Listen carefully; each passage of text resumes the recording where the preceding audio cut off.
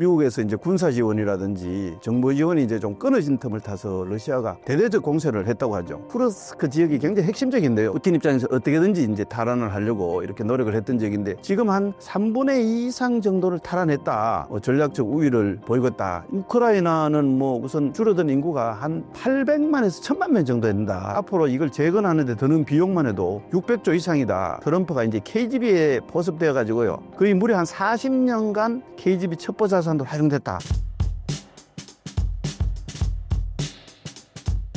안녕하십니까. 저는 현재 서울 성북구에 있는 서경대학교 장교양성학과입니다. 군사학과의 최성정 교수입니다. 현재 러우 전쟁의 전황을 전달해 주신다면요? 사실 그 전쟁 상황에서 뭐 당사국들이 이렇게 많은 걸 발표하는데 그건 솔직히 믿을 수가 없습니다. 왜냐하면 러시아는 러시아대로 또 뭐 우크라이나는 우크라이나대로 심지어는 미국이나 뭐 나토도 자기들 나름대로 이제 전략적 차원에서 얘기한다고 보면 되겠는데요. 그렇다고 그러면 언론이나 뭐 군사 전문가들 분석도 정확한지 이것도 어떻게 보면 다 주관성이 있다 이렇게 볼 수 있겠습니다. 사실 팩트는 2022년 이제 2월 24일에 러시아가 우크라이나 동부 이제 흔히 4개 지역이죠. 도네츠크, 루간스크, 헤르손, 자프리카 이렇게 이제 4개 지역을 침범을 했고요. 이게 이제 우크라이나 전체 영토의 한 20%, 그 다음에 인구의 한 70만 명이라면 전체 인구의 한 16% 정도에 해당하는 지역이고요. 또 이제 반대로 우크라이나가 2024년 8월 5일 날 러시아 본토죠. 서남부 접경 지역인 이제 쿠르스크를 급습을 해서 거기에 있는 82개 정착지를 이제 장악한 상태에서 전선이 이제 상당 부분 오랫동안 교착된 상태에서 공방이 계속되어 왔다. 이게 이제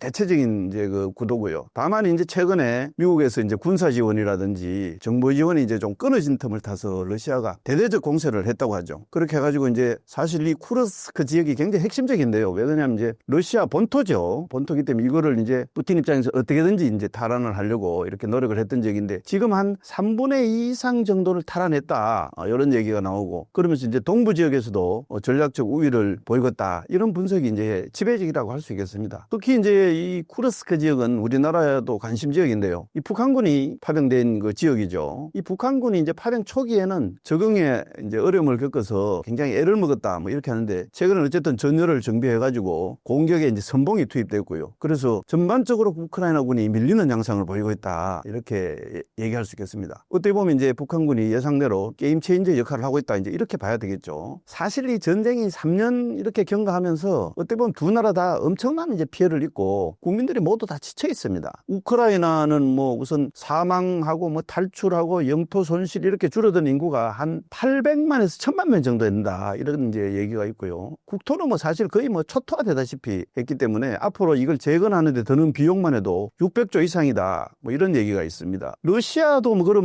뭐 괜찮으냐? 역시 이제 뭐 사상자, 탈출자 이렇게 비롯해서 국토 피해가 만만치 않고요. 이 전쟁 비용이 천문학적인 이제 비용이 들고요. 그 다음에 이제 서방 세계에서 강력하게 경제 제재를 하면서 뭐 인플레라든지 이런 이제 큰 어려움을 겪고 있습니다. 사실 이제 러시아는 뭐 군수 경제로 이제 겨우 이끌어가고 있다. 뭐 이런 얘기가 있습니다. 뭐 이제 푸틴이 원래 이제 전쟁이라 하지 않고 특별 군사 작전 이런 이제 명목으로 우크라이나를 침공했는데 사실 이제 이게 러시아가 우크라이나를 먼저 침공한 거 이거는 이제 명확합니다. 그런데 최근 들어서서 이 젤렌스키 내지는 우크라이나가 전쟁의 구실을 줬다 이런 분석도 이제 점차 힘을 얻고 있죠. 어떻게 보면 사실 다 이게 뭐 두 나라 정치 지도자가 나름대로 자기의 어떤 정치적 계산을 했거나 뭐 욕심 때문에 전쟁이 일어났다 이렇게 봐도 과언이 아닙니다. 과거에도 이제 전쟁이 이런 어처구니 없는 뭐 이런 이제 욕심 때문에 전쟁들이 많이 일어났죠. 그렇게 해서 이제 결과적으로 죽어나가는 건 군인들이고 불쌍한 건 국민의 셈입니다. 현재 전황이나 이제 종전 협상 과정을 보면 뭐 과연 그러면 누가 승자이고 누가 패자이냐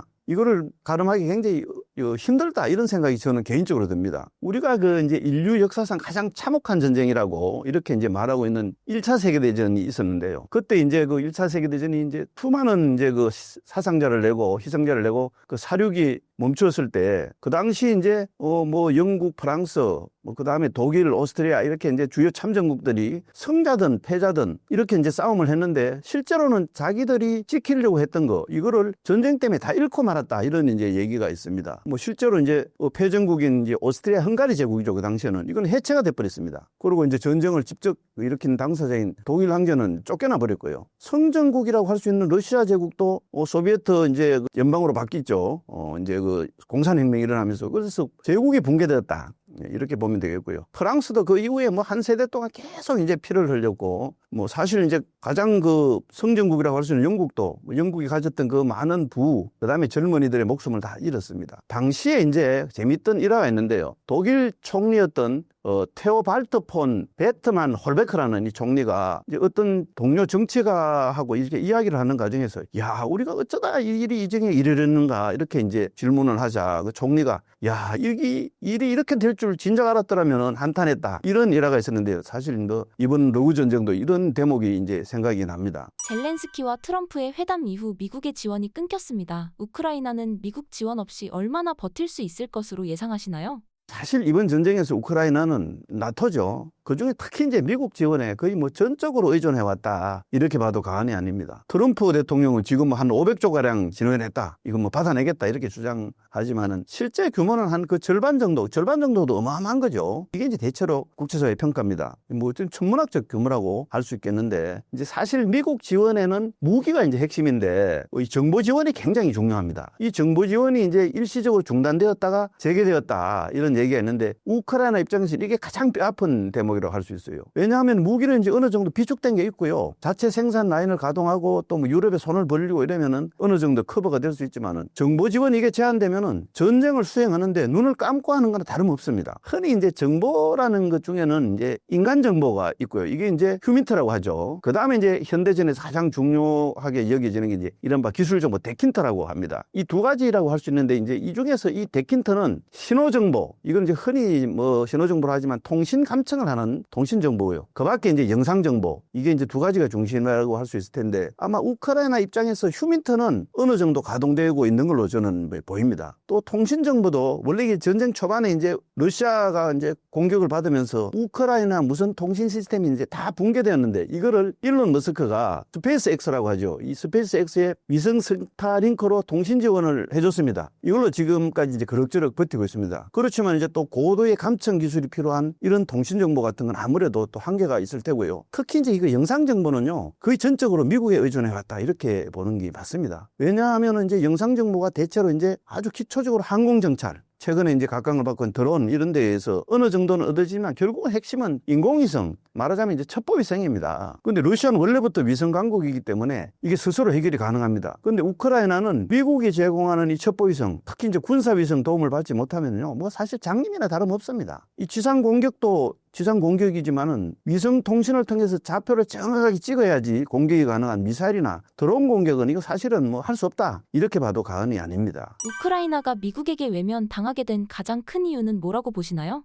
우선 이제 이게 재밌는 게, 겉으로 표현을 안 하지만은 트럼프가 젤렌스키에 대해서 갖고 있는 개인적인 감정이 있습니다. 이제 원래 이제 트럼프 대통령이 집권 1기 시절에요, 젤렌스키 대통령한테 이제 전화를 걸어가지고, 당시에 이제 민주당 유력 대선 주자가 이제 바이든이죠. 바이든 대통령과 그 다음에 그 바이든 대통령의 차남인 헌터 바이든이 비리가 있었는데 이거를 조사를 좀 해라, 이렇게 이제 압박을 했지만 뜻을 관철하지 못했습니다. 근데 이제 이 거꾸로 이런 통화한 사실이 알려지면서 트럼프 대통령이 하원에서 탄핵소추 대상이 됐죠. 물론 탄핵안은 이제 결국 상원에서 부결은 됐지만은, 이게 이제 자기 요구를 그 당시에 수용하지 않았던 젤렌스키가 트럼프한테 찍혔을 거라, 이런 분석이 뭐 제기되고 있습니다. 뭐 그야말로 이제 뒤끝이 장렬한 그런 트럼프의 면모를 보여준다, 또 이렇게도 생각할 수 있겠는데요. 다음으로는 푸틴과 이제 오랜 인연 내지는 친분을 꼽을 수 있습니다. 원래 트럼프가 푸틴하고 인연을 맺은 게 45대 대통령이 되기 전인 2014년부터 이제 거슬러 올라간다, 이런 얘기가 있고요. 뭐 이제 러시아 자금으로 부동산 사업을 했다,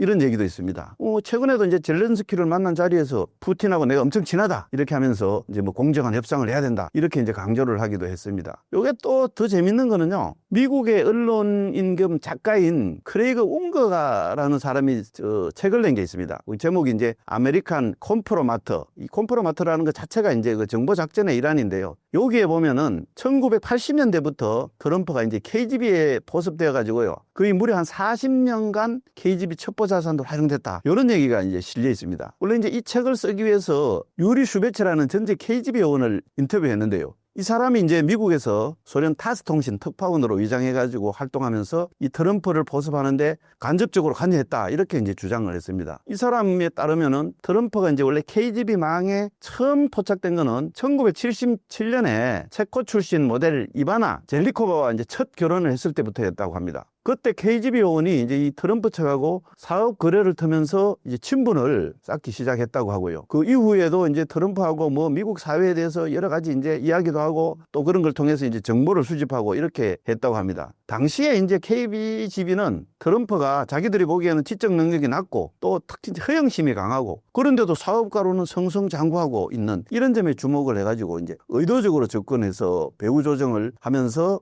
소련 나중에 이제 러시아 되고 나서까지도 첩보 자산으로 활용했다 이런 주장입니다. 그 실제로 이제 트럼프가 뉴욕타임스 같은 그 신문에 뭐 미국의 이제 나토 참여 등에 대해서 비판적인 의견을 광고를 시키기도 했다. 이거 지금 이제 사실 또 다시 얘기가 나오고 있죠. 이런 건 이제 당시에는 굉장히 드문 주장이었다고 합니다. 그런데 이게 이제 주로 KGB 요원들이 트럼프하고 만나서 이제 하던 얘기였고요. 이게 이제 영향을 받았을 거다 이렇게 보고 있기도 합니다.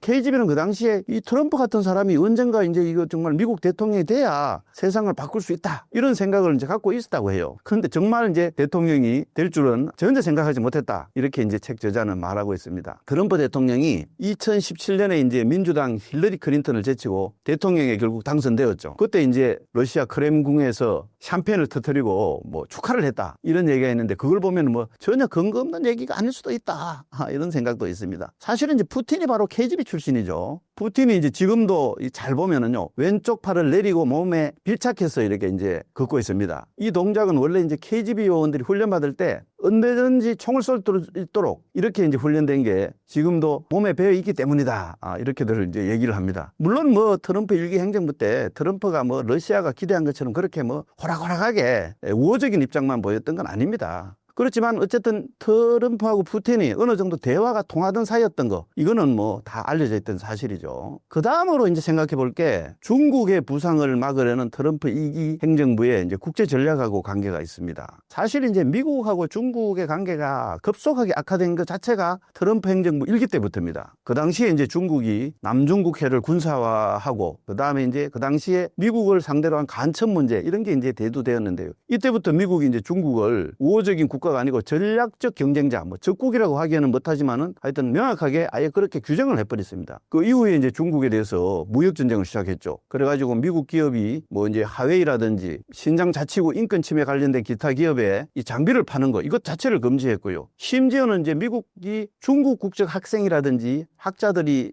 대해서 비자 제한까지 강화하는 이런 이제 강경책을 썼습니다. 사실 이제 이런 기조는 그 이후에 바이든 행정부 들어와서도 중국이 뭐 홍콩을 대우하는 게 이제 너무 심하다. 그 다음에 이제 대만에 대해서 뭐 심각한 위협을 가한다. 그 다음에 이제 신장 위구르 지역에서 집단 학살 사건도 있었죠. 특히 이제 또 사이버상으로서 여러 가지 이제 미국을 공격한다든지 이렇게 되면서 계속 대립적인 자세가 이제 지속되어 왔습니다. 그런데 이제 트럼프가 이제 다시 또 대통령이 되면서 이제 뭐 자기가 이제 내건 게 이제 두 가지죠. 아메리칸 퍼스트, 미국 최우선주의. 그 다음에 이제 MAG라고 하죠. 미국을 다시 위대하게. 이런 기치를 내거는데 그 중에 가장 큰 위협은 결국 중국이라고 생각하고 있고요. 지금 이제 트럼프는 모든 걸 동원해서라도 중국을 끊겠다. 이런 목표를 세우고 있습니다. 그렇기 때문에 이제 우선 이런 목표를 추진하는데 뭐 장애가 되거나 걸림돌이 되는 거는 뭐 가급적이 좀 정리를 하고 이 중국을 끊는데 힘을 집중시키겠다. 이런 전략이 있는 걸로 봅니다. 그런 측면에서 보면은 러시아하고도 이 뭐 척을 지기보다는 이제 과거에 보면 냉전 시대 때 이게 미국이 중국을 끌어들여서 소련을 견제를 했습니다. 그런 측면으로 본다면은 그와 같은 비슷한 전략으로 러시아를 자기 편으로 끌어들여서 중국을 치겠다는 이런 어떤 고도의 전략이 숨어 있는 거 아닐까 저는 이렇게 생각을 합니다. 또 뭐 트럼프가 우리가 뭐 너무 잘 알다시피 선거 과정에서 뭐 당선되면은 24시간 내에 전쟁을 끝낼 수 있다. 이렇게 큰 소리를 친 게 있고요. 또 이게 뭐 그 자기 정적인 바이든이 우크라이나를 전폭적으로 지원해 주죠. 이것도 이제 못마땅하다. 이제 이렇게 볼 수 있겠습니다.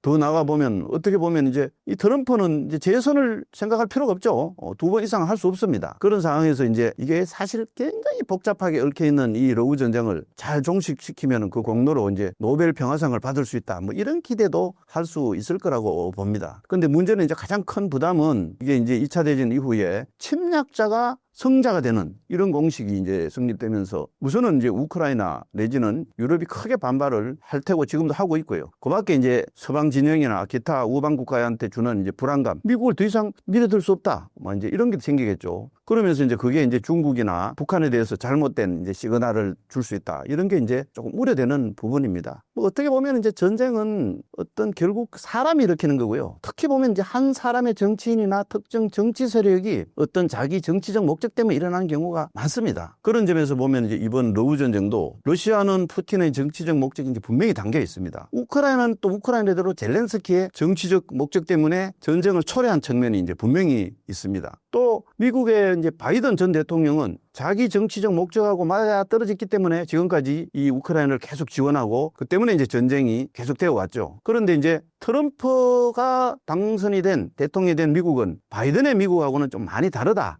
이게 이제 우크라이나와 이제 젤렌스키가 현재 여러 가지로 어려움을 겪고 수모를 당하고 있는 배경이다, 이렇게 볼 수 있겠습니다.